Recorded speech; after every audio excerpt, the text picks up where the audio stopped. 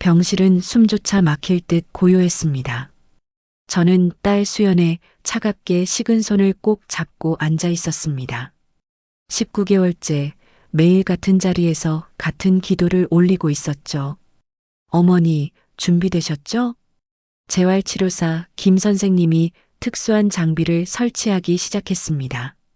3개월간의 훈련 끝에 드디어 수연이가 글을 쓸 수 있는 날이었습니다. 수연의 눈동자가 화면의 자판을 더듬듯 움직였습니다. 한 글자씩 천천히. 집중하느라 이마에 땀방울이 맺혔어요.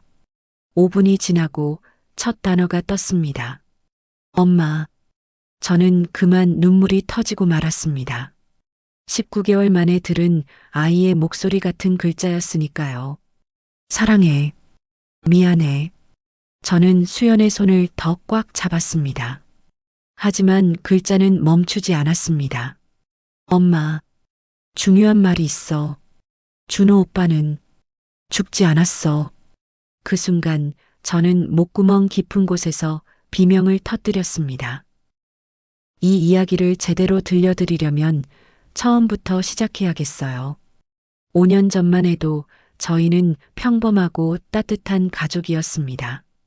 딸 수연은 홍익대 시각디자인과를 졸업하고 유명 광고회사 크리에이티브 밸리에서 아트 디렉터로 일하며 눈부신 청춘을 살고 있었죠.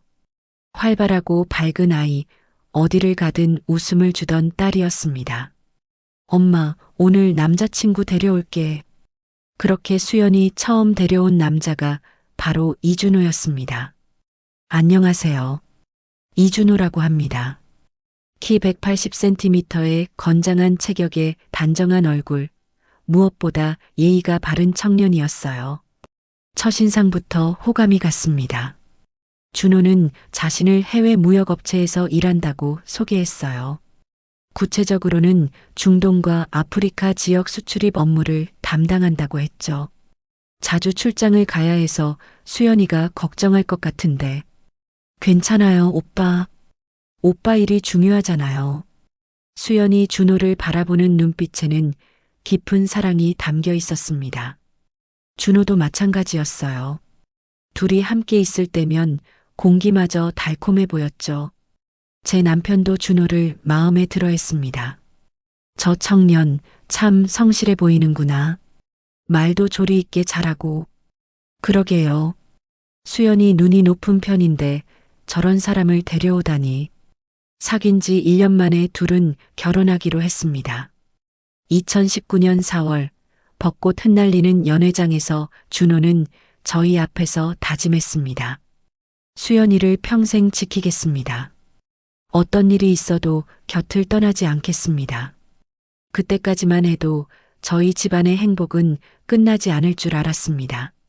신혼집도 저희 집에서 차로 20분 거리에 마련했고 주말마다 놀러와서 함께 시간을 보냈거든요. 준호는 정말 좋은 남편이었습니다. 수연이 야근할 때면 직접 회사까지 마중 나가고 집안일도 척척 도맡아 했어요. 출장을 자주 가는 것만 빼면 완벽한 사위였죠. 수연아, 이서방이 또 출장 간다고? 응, 이번엔 두바이래. 한 달 정도 걸릴 것 같다고 하더라고. 그때는 그런 출장이 단순한 무역 업무인 줄만 알았습니다. 지금 생각해보면 이상한 점들이 많았어요. 출장 중에는 연락이 뜸했고 돌아와서도 구체적인 업무 이야기는 하지 않았거든요. 그리고 가끔 밤에 악몽을 꾸는 듯 잠꼬대를 하기도 했다고 수연이 말했었죠. 하지만 그때는 그저 힘든 일을 하는구나 싶었을 뿐이었습니다. 2021년 12월 15일 저희 가족을 산산조각 낸 전화가 걸려왔습니다. 수연 씨 댁이신가요? 네, 그런데요. 저희는 준호 씨 회사 동료입니다. 잠시 뵙고 싶은데. 정장 차림의 남자 2명이 집에 찾아왔습니다. 표정이 심상치 않았어요. 선글라스를 끼고 있어서 눈을 볼 수 없었고 말투도 어딘가 경직되어 있었습니다. 준호 씨가 해외 출장 중 현지 테러 사건에 휘말렸습니다. 첫 번째 남자가 조심스럽게 말을 꺼냈습니다. 테러? 그게 무슨? 중동 지역에서 발생한 폭탄 테러 현장 근처에 있었습니다. 현재 실종 상태이고 현지 당국이 수색 중이지만 생존 가능성은 매우 희박합니다. 두 번째 남자가 단호하게 말했습니다. 수연은 그 자리에서 주저앉았습니다. 아니야, 거짓말이야. 오빠는 안전한 곳에 있다고 했어. 죄송합니다. 저희도 갑작스러운 일이라. 저는 그들이 정말 준호의 회사 동료인지 의심스러웠어요. 너무 격식적이었고 준호에 대한 개인적인 정보도 전혀 모르는 것 같았거든요. 구체적으로 어느 지역에서 사고가 났나요? 보안상 자세한 내용은 말씀드리기 어렵습니다. 준호가 다니던 회사 이름이라도 알 수 있을까요? 그것도 계약상 기밀 사항입니다. 그럼 언제쯤 정확한 소식을 들을 수 있을까요? 현지 상황이 매우 불안정해서 시간이 상당히 걸릴 것 같습니다. 남편이 화를 내기 시작했습니다. 이게 말이 됩니까? 저희 사위가 죽었는지 살았는지도 모르겠다는 거예요? 죄송하지만 현재로서는 더 이상 말씀드릴 수 있는 게 없습니다. 소식이 있으면 즉시 연락드리겠습니다. 그들이 떠난 후 뭔가 석연치 않다는 생각이 들었습니다. 회사 동료치고는 너무 격식적이었고 준호에 대한 개인적인 정보도 전혀 모르는 것 같았어요. 수연은 그날부터 완전히 무너졌습니다. 회사도 나가지 않고 하루 종일 폰만 붙들고 있었어요. 119에 신고해봤어? 외교부에는 연락했어? 다 해봤어, 엄마. 근데 아무도 모른대. 오빠 회사 이름도 정확히 모르겠고 이상했습니다. 그렇게 큰 사고라면 뉴스에라도 나와야 하는데 아무런 보도도 없었어요. 그리고 준호가 정확히 어느 회사에 다녔는지도 명확하지 않았습니다. 일주일이 지나고 한 달이 지나도 아무런 소식이 없었습니다. 수연은 점점 야위어갔고 저희도 어떻게 위로해야 할지 몰랐어요. 수연아, 힘내. 오빠가 살아서 돌아올 거야. 엄마, 정말 그럴까? 벌써 한 달이 넘었는데. 그리고 오빠 회사 사람들도 다시 연락이 없어. 하지만 저도 확신할 수 없었습니다. 시간이 지날수록 희망은 점점 작아져만 갔으니까요. 준호 실종 3개월 후인 2022년 3월, 더 큰 비극이 저희를 찾아왔습니다. 수연은 남편을 그리워하며 자주 혼자 산을 올랐습니다. 오빠와 함께 갔던 곳에 가면 뭔가 느낄 수 있을 것 같아라며 위험한 산길도 마다하지 않았어요. 처음에는 저희도 함께 갔지만 수연은 점점 더 위험한 곳을 찾아 혼자 가려고 했습니다. 수연아, 그렇게 위험한 곳은 혼자 가면 안 돼. 엄마는 몰라요. 오빠가 저를 부르는 것 같아요. 높은 곳에서. 그날도 마찬가지였습니다. 3월의 설악산은 아직 곳곳에 잔설이 남아 있어 위험했는데 수연은 혼자 대청봉까지 오르겠다고 나선 것이었죠. 수연아, 너무 위험해. 날씨도 좋지 않은데. 오늘은 그냥 집에 있자. 안 돼요, 엄마. 오늘은 꼭 가야 해요. 오빠와 약속했거든요. 매월 15일에는 항상 이 산에서 만나자고. 오후 1시에 출발한 수연은 중간중간 사진을 보내왔습니다. 오후 2시, 엄마 여기 오빠랑 같이 왔던 곳이에요. 오후 3시, 정상이 보여요. 조금만 더 올라가 볼게. 오후 4시, 엄마 여기서 오빠 목소리가 들리는 것 같아요. 그게 마지막이었습니다. 오후 6시, 119로부터 전화가 왔습니다. 가족분이신가요? 등산객이 의식불명 상태로 발견되어 응급실로 헬기 이송 중입니다. 헬기로 실려온 수연의 모습은 처참했습니다. 목과 등에 고정 보조기를 착용한 채 의식을 잃고 있었어요. 얼굴은 상처투성이었고 체온도 많이 떨어진 상태였습니다. 응급실 의사가 저희에게 상황을 설명해 주었습니다. 계곡으로 약 7m 추락한 것으로 보입니다. 목격자 진술에 따르면 빙판길에서 발을 헛디뎌 바위에 목을 부딪히며 떨어졌다고 합니다. 추락 순간 척추 압박, 과골곡이 동시에 발생하면서 척수 손상이 일어난 전형적인 고위 경추 손상 사례입니다. 6시간 동안의 긴급 수술을 거쳐 다음 날 오전에 최종 진단이 나왔습니다. 담당 신경외과 교수가 저희를 불렀습니다. CT와 MRI 결과를 설명드리겠습니다. 경추 4번과 5번 사이 척수가 완전 단절된 상태입니다. 이 부위가 손상되면 목 아래로 모든 감각과 운동 기능이 차단됩니다. 자율신경계도 영향을 받아 스스로 호흡하는 것도 불가능해져서 반드시 기관절개 후 인공호흡기를 착용해야 합니다. 의사의 목소리가 얼음장처럼 차갑게 들렸습니다. 회복 가능성은 있을까요? 죄송하지만 현재 의학 기술로는 완전 단절된 척수를 재생시킬 방법이 없습니다. 앞으로 평생 전신마비 상태로 지내셔야 합니다. 다만 꾸준한 재활 치료를 통해 합병증을 예방하고 잔존 기능을 최대한 유지시킬 수는 있습니다. 그 순간 저는 눈앞이 캄캄해졌습니다. 딸은 살아있지만 몸은 완전히 감옥에 갇혀버린 것이었으니까요. 남편은 병원 복도에서 벽을 치며 울부짖었습니다. 준호만 살아있었다면 수연이가 그런 위험한 곳에 혼자 가지 않았을 텐데. 이 모든 게 다 그놈 때문이야. 저는 그날을 절대 잊지 못합니다. 사위를 잃고 딸마저 이렇게 되어버린 그 악몽 같은 날을. 수연이 재활병원으로 옮긴 지 1년이 지난 2023년 3월 새로운 간병인이 배정되었습니다. 그전까지는 여러 간병사가 교대로 돌봤는데 전담 간병사가 필요하다고 병원에서 연락이 왔어요. 안녕하세요. 김현우라고 합니다. 앞으로 수연 씨를 전담으로 맡게 될 간병사입니다.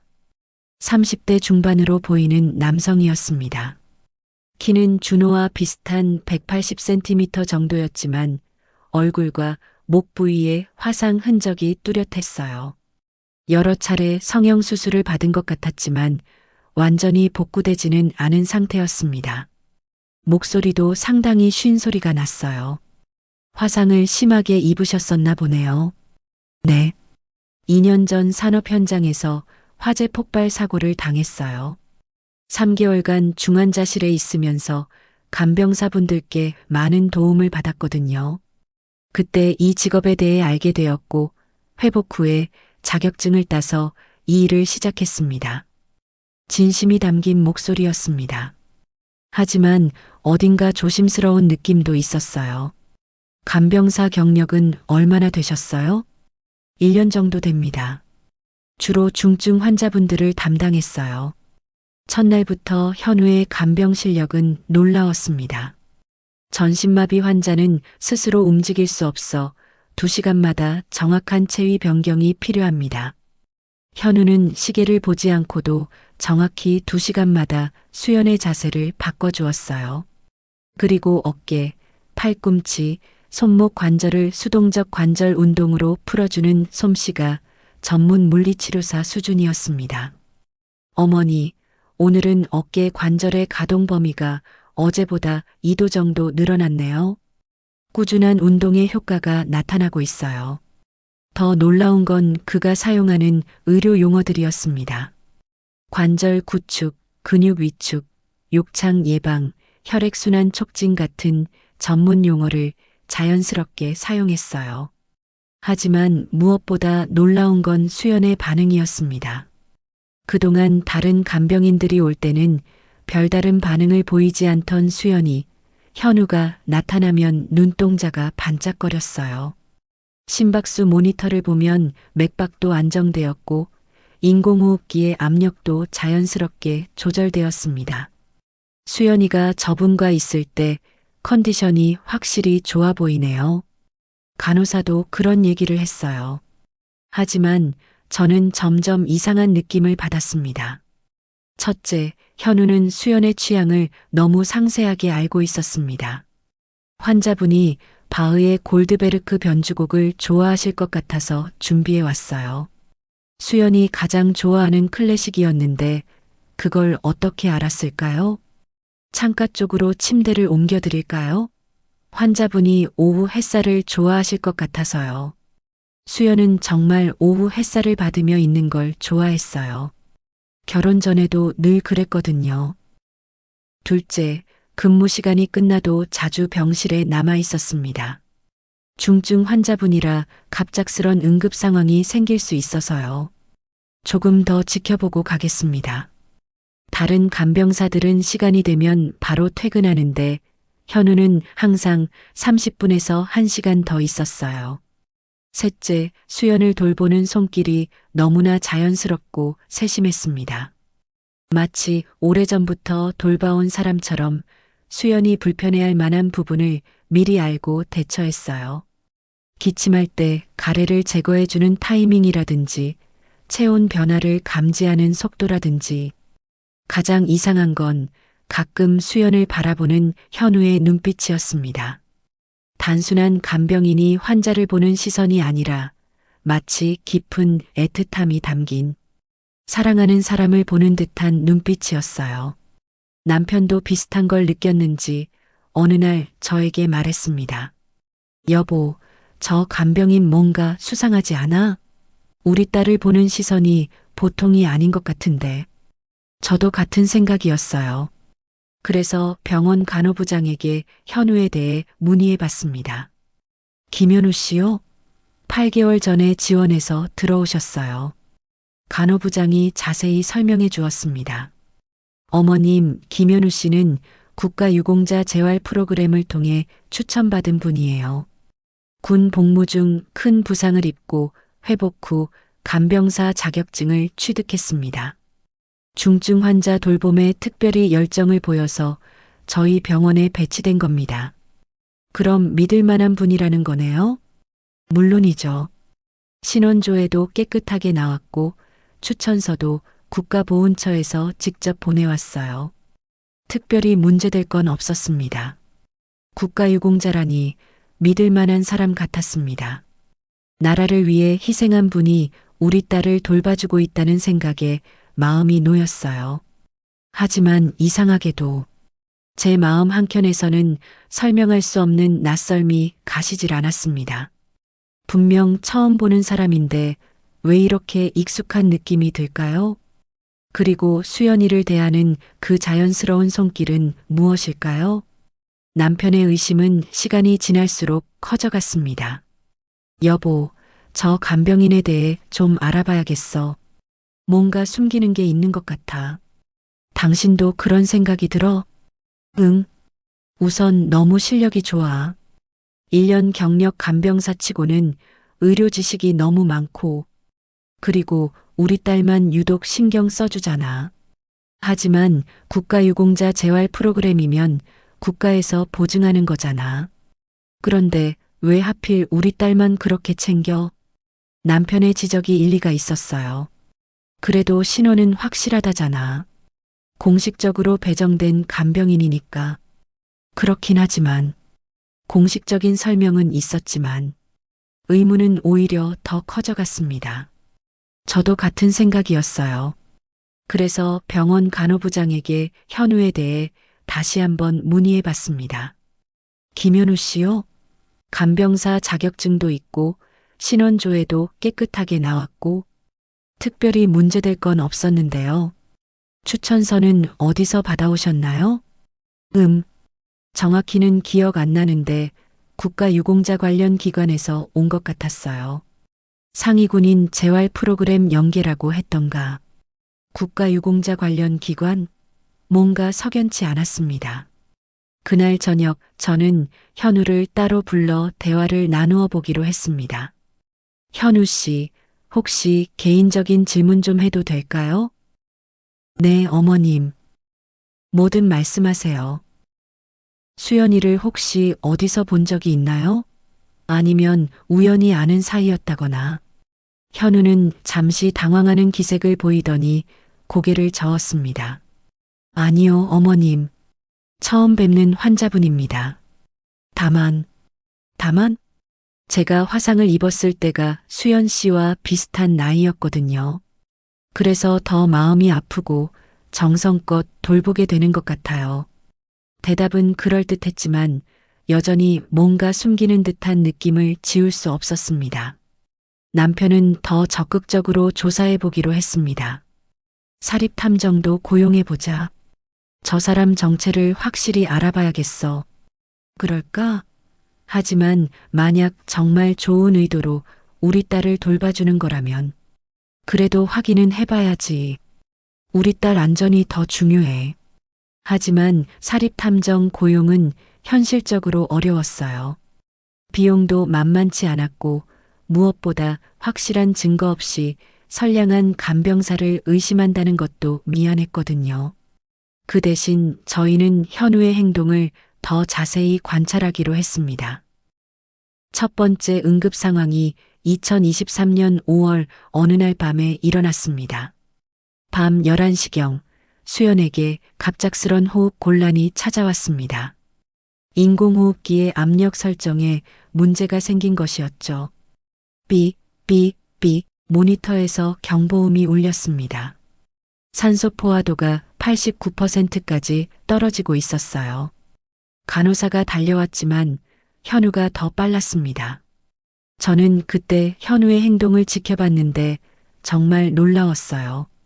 즉시 수연의 턱을 정확한 각도로 들어 올리고 목을 움직이지 않도록 아주 전문적인 방법으로 고정했습니다. 그리고 휴대용 기구를 이용해 수동 인공호흡을 시작했어요. 맥박 110, 혈압 140에 90, 안정화되고 있습니다. 응급실에서 달려온 의사가 도착했을 때는 이미 모든 응급처치가 완료된 상태였어요. 어떻게 이런 전문적인 응급처치를 일반 간병사가 할 수 있는 수준이 아닌데요? 의사가 놀란 표정으로 현우에게 물었습니다. 예전에 응급구조사 공부를 조금 했었어요. 응급구조사요? 그런데 왜 간병사를? 자격증은 못 땄어요. 중간에 사고를 당해서 포기했거든요. 하지만 의사의 표정은 여전히 의심스러웠습니다. 방금 하신 처치는 응급의학과 레지던트 수준입니다. 단순히 공부만으로는 불가능한 기술이에요. 두 번째 응급 상황은 일주일 후에 발생했습니다. 수연에게 갑작스럽게 고열이 올랐어요. 체온이 39.5도까지 치솟으며 위험한 상태가 되었습니다. 백혈구 수치가 1만 2천으로 급상승했습니다. 감염 의심됩니다. 간호사가 보고했지만 현우는 이미 감염 부위를 찾고 있었어요. 도뇨관 삽입 부위에 염증 반응이 있습니다. 즉시 교체가 필요해요. 저는 그 순간 현우가 의료진처럼 정확한 진단을 내리는 모습을 봤습니다. 그리고 감염 관리 절차에 따라 아주 전문적으로 도뇨관을 교체했어요. 항생제는 1세대보다는 플루오로퀴놀론 계열이 더 효과적일 것 같습니다. 담당 의사도 깜짝 놀랐습니다. 어떻게 항생제 종류까지? 혹시 의대 출신이신가요? 아니요, 그냥 공부를 많이 했을 뿐입니다. 세 번째 응급 상황은 한 달 후였습니다. 수연이 갑자기 경련을 일으켰어요. 전신마비 환자에게는 드문 일이라 저는 정말 당황했습니다. 하지만 현우는 침착하게 수연의 머리를 옆으로 돌려 기도를 확보하고 혀를 깨물지 않도록 거즈를 물렸습니다. 그리고 정확히 시간을 측정하며 상태를 관찰했어요. 간헐적 강직성 경련, 지속시간 5분 12초, 동공 반응은 정상입니다. 의료진이 도착했을 때 현우는 이미 완벽한 기록을 작성해 놓고 있었습니다. 네 번째 응급 상황은 그로부터 2주 후에 일어났습니다. 수연의 혈압이 갑자기 60에 40까지 떨어지는 위험한 상태가 발생했어요. 혈압 저하, 맥박 약해짐, 쇼크 증상입니다. 현우는 즉시 수연의 다리를 심장보다 높게 올리고 수액을 빠르게 공급하기 시작했습니다. 생리식염수 500ml 급속 주입 후 혈압 모니터링 필요합니다. 저는 이 모든 걸 지켜보면서 확신했습니다. 이 사람은 절대 일반 간병사가 아니라는 것을. 이즈음 되자 병원 내에서 현우에 대한 관심이 폭발적으로 높아졌습니다. 저 간병사 뭔가 이상해. 의료 지식이 의사 수준이야. 맞아. 그리고 항상 수연 씨만 담당하려고 하고 다른 환자는 거들떠보지도 않아. 혹시 무면허 의사 아닐까? 면허 박탈당한 의사가 간병사로 숨어든 거 아니야? 간병사들 사이에서도 소문이 돌기 시작했어요. 그로부터 2주 후인 2023년 7월, 드디어 아이게이즈 훈련이 완료되었습니다. 수연 씨, 이제 아이게이즈 시스템을 본격적으로 사용하실 수 있어요.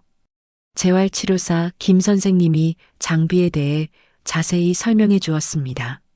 아이게이즈는 적외선 카메라가 눈동자의 미세한 움직임을 0.1mm 단위로 추적하는 첨단 장치입니다. 환자가 화면의 알파벳 자판을 바라보면 시선이 머무는 시간을 인식해 글자가 선택되는 방식이에요. 전신마비 환자가 남길 수 있는 유일한 의사소통 수단이기 때문에 전신마비 환자의 목소리라고도 불립니다. 천천히 부담 갖지 마시고 하고 싶은 말을 해보세요. 김 선생님의 격려에 수연의 눈동자가 화면을 향했습니다. 첫 번째 단어는 엄마였습니다. 저는 그만 눈물이 터지고 말았습니다. 19개월 만에 들은 아이의 목소리 같은 글자였으니까요. 보고 싶었어? 사랑해. 미안해. 수연의 메시지가 이어졌습니다. 저는 딸의 손을 꽉 잡으며 대답했어요. 수연아, 엄마도 사랑해. 미안할 거 없어. 하지만 수연의 눈동자는 멈추지 않았습니다.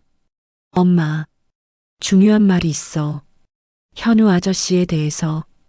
오빠 냄새가 나요. 저는 깜짝 놀랐습니다. 냄새라니? 목소리도 비슷해요. 쉰 목소리지만 억양이 똑같아요. 그리고 손길이 오빠 손길과 똑같아요. 제가 아플 때 오빠가 해주던 그 마사지. 똑같은 방식이에요. 그 순간 병실 문이 열리며 현우가 들어왔습니다. 수연의 화면을 본 그는 얼굴이 하얗게 변했습니다. 현우 아저씨, 정말 오빠 아니에요? 현우는 그 자리에 얼어붙었습니다. 손에 들고 있던 수건이 바닥에 떨어졌어요. 수연아, 그의 목소리가 떨리기 시작했습니다. 쉰 목소리였지만 그 떨림에서 저는 무언가를 느꼈습니다. 오빠 맞죠? 엄마, 이 사람이 준호 오빠예요. 저는 현우를 자세히 들여다봤습니다. 얼굴은 완전히 달랐지만 수연을 바라보는 그 눈빛, 그리고 손을 떨며 당황하는 모습에서 뭔가 익숙한 것을 느꼈어요. 현우 씨, 혹시 어머니? 그가 고개를 숙였습니다. 죄송합니다. 그 순간 19개월간의 모든 의문이 한순간에 풀렸습니다. 그날 밤 현우, 아니 그가 준호라면 저와 남편을 병원 옥상 정원으로 불렀습니다. 아무도 없는 조용한 곳에서 그는 떨리는 목소리로 진실을 털어놓기 시작했습니다. 어머니, 아버지, 제가 19개월 동안 거짓말을 한 것 정말 죄송합니다. 내가 정말 우리 준호야? 남편이 믿을 수 없다는 표정으로 물었습니다. 네, 아버지. 저는 이준호입니다. 하지만 여러분이 알고 계신 준호가 아니었어요. 그는 깊은 숨을 들이쉬고 말을 이어갔습니다. 저는 평범한 무역회사 직원이 아니었습니다. 국정원 해외 공작 요원이었어요. 그 말에 저와 남편은 말문이 막혔습니다. 국정원? 그럼 그동안 출장이라고 한 것들이 네, 모두 해외 비밀 임무였습니다. 중동과 아프리카 지역의 테러 조직 감시, 정보 수집, 때로는 직접 조직에 침투하는 위험한 작전도 수행했어요. 준호는 자신의 진짜 정체를 상세히 설명했습니다. 나중에 알게 된 사실이지만 2015년부터 국정원에서 근무하기 시작했고 해외 공작 분야에서는 최고 등급의 요원이었다고 해요. 수연이와 결혼할 때도 이미 국정원 요원이었던 거야? 네, 아버지. 하지만 수연이한테는 절대 말할 수 없었어요. 요원의 신분 노출은 본인뿐만 아니라 가족들까지 위험에 빠뜨리거든요. 2021년 12월 준호는 시리아와 이라크 국경지대에서 ISIS 잔당 조직에 침투하는 3개월짜리 장기 작전을 수행하고 있었다고 했습니다. 마지막 주차에 조직 내부의 핵심 정보를 빼내는 것이 목표였어요. 하지만 작전 마지막 날 제 신분이 노출되었습니다. 어떻게? 조직 내부에 이중 스파이가 있었던 것 같아요. 갑자기 저를 의심하기 시작했고 탈출할 수밖에 없었습니다. 탈출 과정이 지옥이었다고 했습니다. 추격전 중에 차량 폭발에 휘말렸어요. 폭탄이 터지면서 얼굴 전체와 목 부분에 3도 화상을 입었고 성대도 크게 손상되었습니다. 의식을 잃고 쓰러진 그를 구출한 건 터키군이었어요. 깨어났을 때는 터키 앙카라의 한 군병원이었습니다. 국정원에서 긴급히 의료진을 파견해서 6개월간 치료받았어요. 하지만 얼굴은 원래대로 돌아갈 수 없었습니다. 더 큰 문제는 신분 노출이었습니다. 해외 공작 요원의 신분이 적국에 노출되면 본인은 물론 가족들까지 보복 표적이 됩니다. 테러 조직들은 절대 포기하지 않거든요. 그래서 국정원에서는 준호를 공식적으로 순직 처리할 수밖에 없었다고 했습니다. 새로운 신분으로 새 삶을 시작하라고 했어요. 캐나다나 호주 같은 곳에서 완전히 다른 사람으로 살라고요. 그럼 우리한테 알린 사망 소식은? 네, 국정원에서 보낸 사람들이었습니다. 실제로는 살아있지만 공식적으로는 정말 죽은 것으로 처리되었거든요. 준호는 터키에서 6개월간 치료받으며 고민에 빠졌다고 했습니다. 새로운 삶을 시작하라고 했지만 저는 수연이를 포기할 수 없었습니다. 그래서 위험을 무릅쓰고 한국으로 돌아오기로 결심했어요. 하지만 한국에 돌아오는 것도 쉽지 않았습니다. 김연우라는 새로운 신분을 만드는 데만 1년 반이 걸렸어요. 출생 기록부터 학력, 경력, 심지어 화상 치료 기록까지 모든 걸 새로 만들어야 했거든요. 국정원의 도움 없이는 불가능한 일이었지만 준호에게는 해외에서 쌓은 인맥이 있었다고 했어요. 터키에서 치료받을 때 도움을 준 한인 브로커가 있었어요. 그 사람을 통해서 신분 세탁을 했습니다. 간병사 자격증을 따고 여러 병원에서 6개월간 경력을 쌓은 후에야 수연이 있는 이 병원에 지원할 수 있었다고 했습니다. 하지만 수연이가 사고를 당했다는 소식을 들었을 때 모든 걸 포기하고 싶었어요. 남편은 주먹을 불끈 쥐며 소리쳤습니다. 그게 말이 되나?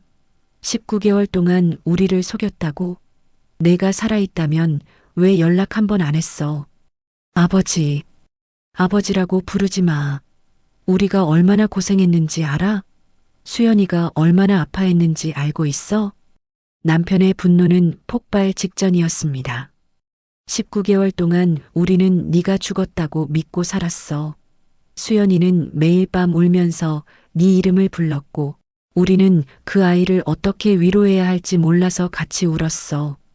죄송합니다. 하지만 연락하는 순간 모든 게 끝날 수 있었어요. 저뿐만 아니라 가족들까지 위험해질 수 있었거든요. 그럼 수연이 사고는? 그것도 너 때문 아니야? 준호의 얼굴이 일그러졌습니다. 그게 제가 가장 후회하는 일입니다. 수연이가 저를 찾으려고 위험한 산에 자꾸 올라간다는 걸 알았어야 했는데, 하지만 죽었다고 알려진 상태에서는 막을 수도 없었고, 변명하지 마. 네가 처음부터 진실을 말했다면 이런 일은 일어나지 않았어. 남편은 그날 밤 집을 뛰쳐나갔습니다. 이 모든 게 너 때문이야. 절대 용서 못해. 라고 외치면서 그 다음 날부터 남편은 완전히 달라졌습니다. 병원에 아예 오지 않았어요. 일주일이 지나도 2주가 지나도 마찬가지였습니다. 집에서 준호 이야기만 나오면 벽에다 주먹을 쳤어요. 여보, 그래도 우리 사위잖아. 살아서 돌아온 게 다행이라고 생각해야 하는 거 아니야? 사위, 19개월 동안 우리를 속인 거짓말쟁이를 사위라고 부르라고? 하지만 수연이는 행복해해. 오빠가 살아있다는 걸 알고 나서 표정이 완전히 달라졌어. 그게 더 화가 나. 수연이는 그놈을 좋아하니까 속은 줄도 모르고. 우리 부모만 바보가 된 거지. 남편의 분노는 한 달이 지나도 식지 않았습니다.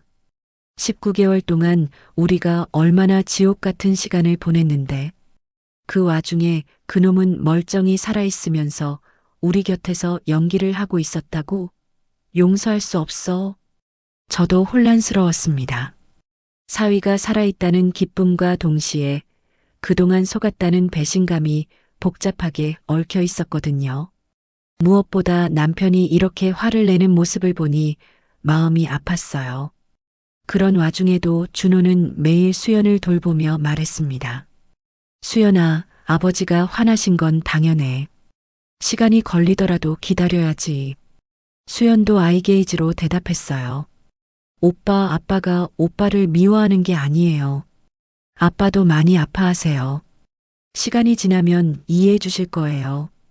그렇게 힘겨운 시간이 흘러갔습니다. 준호의 정체는 밝혀졌지만 가족의 화해는 여전히 요원해 보였어요. 하지만 더 큰 위기가 다가오고 있었습니다. 병원과 국정원에서 동시에 현우를 의심하기 시작한 것이었죠. 한 달이 지난 후 수연은 아이게이지로 아버지에게 긴 편지를 썼습니다. 아빠, 한 달 동안 병원에 안 오셨어요. 아빠가 오빠에게 화나신 거 알아요. 전 처음부터 알고 있었어요. 오빠가 살아있다는 걸. 얼굴은 많이 달라졌지만 손길은 똑같았어요. 제 몸을 만질 때 떨리는 손가락. 음악 취향도 똑같고 제가 좋아하는 걸 다 알고 있었어요. 오빠가 거짓말한 건 우리를 지키려고 그런 거예요. 19개월 동안 오빠도 많이 아팠을 거예요. 혼자서 모든 걸 견뎌야 했으니까요. 아빠, 오빠를 용서해 주세요. 전 오빠가 곁에 와줘서 너무 행복해요. 하지만 아빠가 화나시면 전 더 아파요. 우리 가족이 다시 예전처럼 됐으면 좋겠어요. 하지만 남편은 여전히 완고했습니다. 수연이 마음은 이해하지만 아빠는 아직 화가 나. 19개월 동안 당한 마음의 상처가 그렇게 쉽게 아무는 게 아니야. 또 일주일이 지났습니다. 수연이 다시 글을 썼어요. 아빠, 제발 한 번만 오빠와 얘기해 보세요. 오빠가 왜 그런 선택을 했는지 들어보세요. 아빠도 예전에 공무원 하셨잖아요. 나라를 위해 일하는 사람들의 마음을 이해하실 거예요. 그제서야 남편이 조금씩 마음을 열기 시작했습니다. 그래. 한 번쯤은 그놈 말을 들어보자. 2주 후 남편이 처음으로 병원에 나타났습니다. 하지만 준호와는 눈도 마주치지 않았어요. 수연아, 아빠가 미안하다. 이렇게 오랫동안 안 와서. 하지만 준호에게는 여전히 차가웠습니다. 아버지, 죄송합니다. 죄송하다고 다 해결되나? 19개월 동안 우리가 겪은 고통을 네가 알기나 해? 3주 후 남편은 준호에게 몇 가지 질문을 던졌습니다. 저는 남편이 준호의 진짜 정체를 확인하려는 것임을 알 수 있었어요. 내가 정말 우리 준호라면 수연이가 어릴 때 키우던 강아지 이름을 말해봐. 몽이요. 갈색 푸들이었는데 수연이가 중학교 2학년 때 하늘나라로 갔어요. 수연이가 제일 좋아하는 음식은 어머니가 만들어주시는 김치찌개요. 특히 돼지고기 김치찌개를 좋아해요. 수연이가 대학 졸업할 때 무슨 상을 받았지? 우수 작품상이요. 공익광고 포스터 작품으로 받았어요. 하나씩 대답할 때마다 남편의 표정이 조금씩 풀렸습니다. 한 달 후 남편이 마침내 입을 열었습니다. 준호야, 내 마음은 이해한다. 하지만 아직도 화가 나. 왜 우리를 믿지 못했냐는 생각이 들어서. 아버지, 정말 죄송합니다. 하지만 그때는 달리 방법이 없었어요. 알겠다. 하지만 시간이 더 필요할 것 같다. 그날부터 남편은 조금씩 병원에 나오기 시작했습니다. 처음엔 준호와 대화도 하지 않았지만 시간이 지나면서 조금씩 말을 섞게 되었죠. 한편 병원에서는 현우에 대한 의심이 본격적인 조사로 번졌습니다. 수연의 담당 의사 박 원장이 간호부장과 함께 저를 불렀어요. 어머님, 김현우 씨에 대해 몇 가지 의문점이 있어서 말씀드리려고 합니다. 무슨 의문점이요? 첫째, 그의 의료 지식 수준이 일반 간병사를 훨씬 넘어서고 있습니다. 지난 3개월간 5차례의 응급 상황에서 보여준 처치 능력은 전문의 수준이었어요. 간호부장이 자료를 펼쳐 보였습니다. 둘째, 환자와의 관계가 지나치게 특별합니다. 다른 환자는 전혀 신경 쓰지 않고 오직 수연 씨만 전담하려고 해요. 셋째, 신원 조회 결과에 의문점이 있습니다. 1년 전까지의 기록이 너무 깔끔해요. 마치 인위적으로 만들어진 것 같습니다. 박 원장이 진지한 표정으로 말했습니다. 혹시 김현우 씨가 수연 씨와 어떤 특별한 관계가 있는 건 아닌가요? 예를 들어 과거의 연인이었다거나. 저는 당황했습니다. 준호의 정체를 말할 수는 없었거든요. 그런 건 아니에요. 그냥 성실하게 간병해 주셔서 감사할 뿐이에요. 하지만 병원 윤리위원회에서는 정식 조사를 결정했습니다. 김현우 씨의 자격과 신원, 그리고 환자와의 관계에 대해 철저히 조사할 예정이에요. 일주일 후 병원 윤리위원회가 소집되었습니다. 저도 참관인으로 참석했어요. 김현우 씨, 몇 가지 질문에 답해 주시기 바랍니다. 위원장이 엄숙한 표정으로 말했습니다. 간병사 자격증은 언제, 어디서 취득하셨나요? 2022년 5월 대한간병사협회에서 취득했습니다. 그 이전 경력은 무엇인가요? 화재 사고로 인한 치료와 재활 기간이었습니다. 그런데 어떻게 그렇게 전문적인 의료 지식을 습득하셨나요? 준호는 답변에 곤란해했습니다. 이번 기간 중에 많이 보고 배웠습니다. 하지만 지난번 경련 응급 상황에서 하신 처치는 신경과 전문의 수준이었습니다. 단순히 보고 배운 것으로는 설명이 안 됩니다. 위원장이 서류를 뒤적이더니 말했습니다. 김현우 씨는 국가유공자 재활 프로그램을 통해 정식 추천된 인물임이 확인되었습니다. 신원 조회상 문제는 전혀 없습니다. 간호부장이 고개를 끄덕이며 보충했습니다. 다만 지난 3개월 동안 보여준 응급 대응 능력은 일반 간병사 수준을 넘어섭니다. 이 부분은 프로그램 출신이라는 이유만으로는 설명이 어렵습니다. 저는 그 순간을 지켜보며 생각했습니다. 공식 커버 스토리는 준호를 보호해주고 있었지만 점점 더 많은 사람들이 그 이상의 뭔가를 느끼고 있었습니다. 위원회는 결국 현우의 근무를 일시 중단시켰습니다. 정확한 배경 확인이 될 때까지 환자 접촉을 금지합니다. 더 큰 문제가 생겼습니다. 국정원에서 김현우라는 인물에 대해 본격적인 추적을 시작한 것입니다. 어느 날 오후 정장 입은 남자 3명이 병원에 나타났습니다. 김현우 씨와 긴급히 면담해야 할 일이 있습니다. 준호는 그들을 보는 순간 상황을 알아차렸는지 표정이 굳었습니다. 나중에 알게 된 사실이지만 과거 함께 일했던 동료들이었다고 해요. 저는 복도에서 그들의 대화를 들을 수 있었습니다. 이준호. 아니, 김현우 씨? 그중 한 명이 냉소적인 표정으로 말했습니다. 어떻게 찾았는지 궁금하지? 네가 너무 눈에 띄게 행동했어. 병원에서 전문의 수준의 의료 행위를 하다니. 그래서 왔습니까? 네 실력이 각종 의료진들 사이에서 화제가 되고 있더군. 그래서 신원 조회를 해봤더니 김현우라는 인물의 과거 기록이 너무 완벽해. 마치 누군가 의도적으로 만든 것 같아. 또 다른 요원이 위협적으로 말했습니다.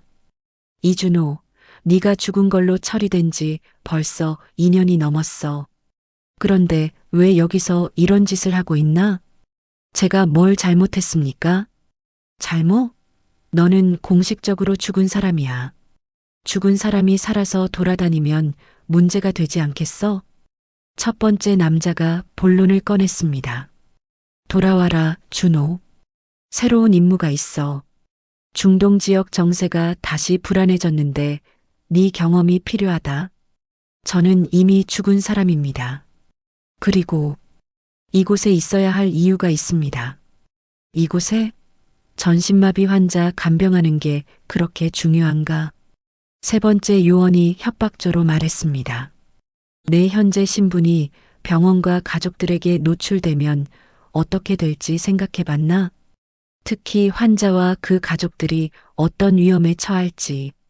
준호는 절망한 표정을 지었습니다. 어떤 선택을 해도 저희를 지킬 수 없을 것 같다는 생각이 든 것 같았어요. 3일 후에 다시 오겠다. 그때까지 결정해라. 자발적으로 따라오든지 아니면 강제로 데려가든지. 그들이 떠난 후 준호는 수연에게 상황을 설명했습니다. 오빠, 도망가지 마세요. 수연이 아이게이지로 메시지를 보냈습니다. 전 오빠가 곁에 있어서 정말 행복했어요. 하지만 오빠가 괴로우면 전 더 아파요. 오빠가 정말 가야 한다면 전 기다릴 수 있어요. 언제까지라도. 그 글을 본 준호는 눈물을 흘렸습니다. 수연아, 미안해. 또 너를 힘들게 하는구나. 그날 밤 준호는 병원을 떠날 준비를 했습니다. 가방에 최소한의 짐만 챙기고 수연에게 마지막 인사를 하려고 병실에 들어갔어요. 오빠, 정말 가세요? 미안해, 수연아. 내가 여기 있으면 너와 가족들이 위험해져. 그럼 이번엔 진짜 안녕인가요? 아니야. 언젠가는 다시 반드시 돌아올게. 하지만 준호가 병원을 나서려는 순간 남편이 나타났습니다. 어디 가는 거야? 아버지, 죄송합니다. 더 이상 여기 있을 수 없게 되었어요. 무슨 소리야? 수연이 두고 어디를 가? 준호는 국정원에서 온 일과 현재 상황을 설명했습니다.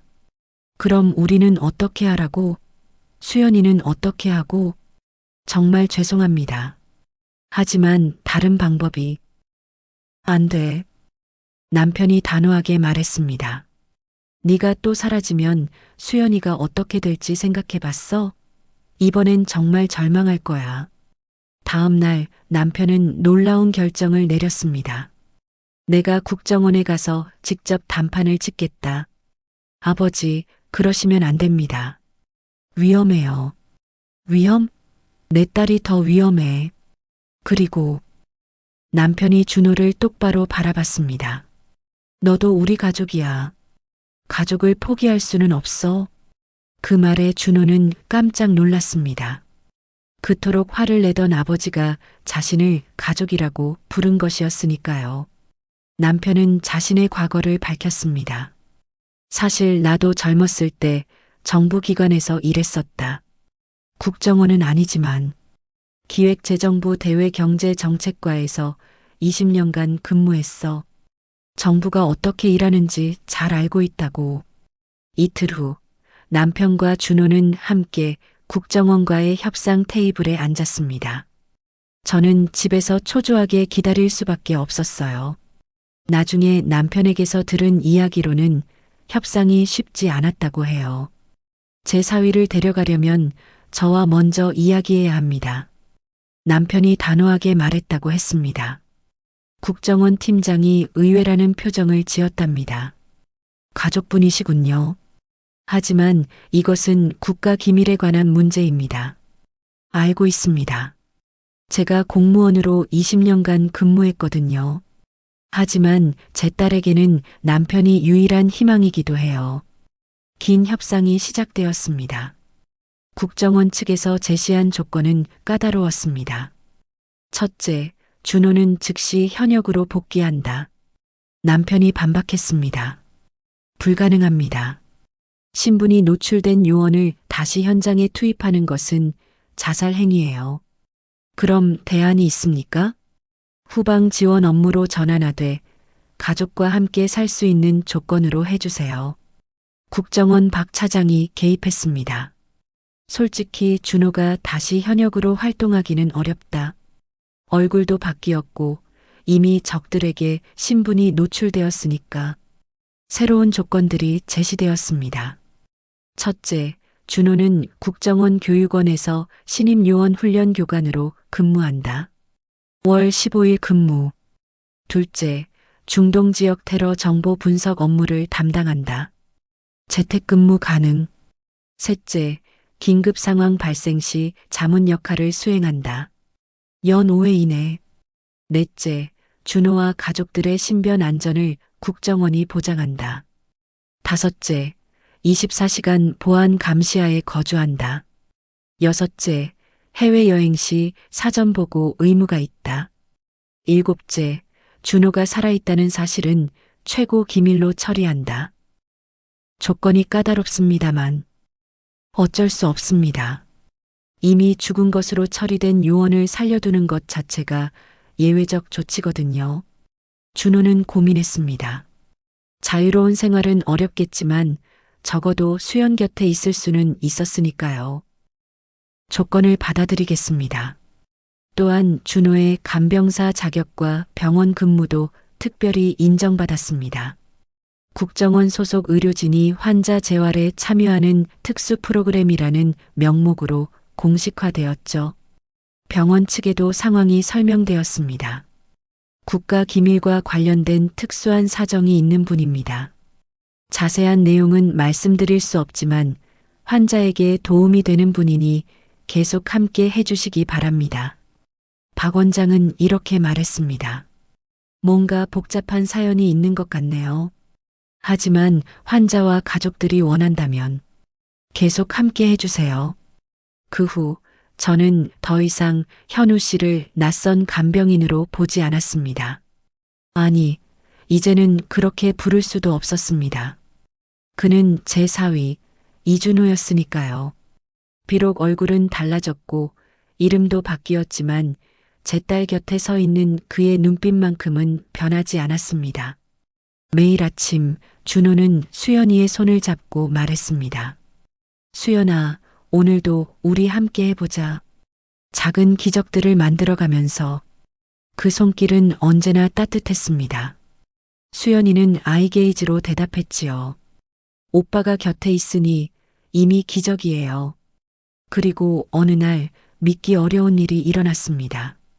수연이의 목이 아주 조금 좌우로 흔들렸던 것입니다.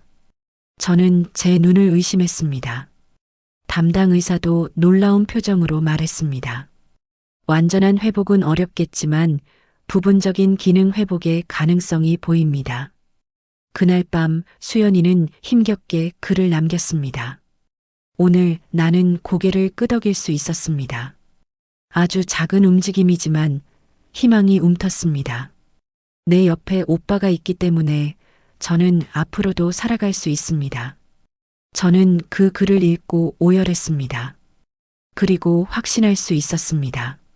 사랑은 죽지 않는다는 것을, 그리고 가족이란 어떤 시련 속에서도 서로를 포기하지 않는 사람들이라는 것을, 그것이 제가 이 긴 이야기 끝에 얻은 가장 소중한 진실입니다. 이 이야기는 현실에서 일어날 수 있는 이야기입니다. 국가를 위해 희생하는 사람들과 그 가족들의 아픔, 장애를 가진 분들과 가족들의 힘겨운 여정, 그리고 그 모든 어려움을 이겨내는 사랑의 힘에 대한 이야기입니다. 모든 독자분들이 자신만의 죽지 않은 사랑을 발견하시길 바랍니다.